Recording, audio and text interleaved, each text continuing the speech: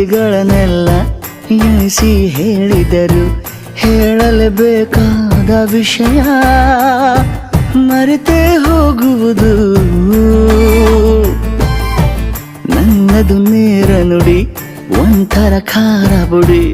ಆದರೂ ನನ್ನ ಮಾತೆ ನನಗೆ ಕವಿತೆ ಅನಿಸುವುದು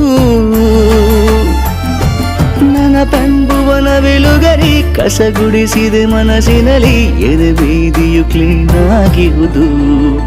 ಚಂದದ ಹೃದಯ ನಂಗಿದೆ ಎಂದು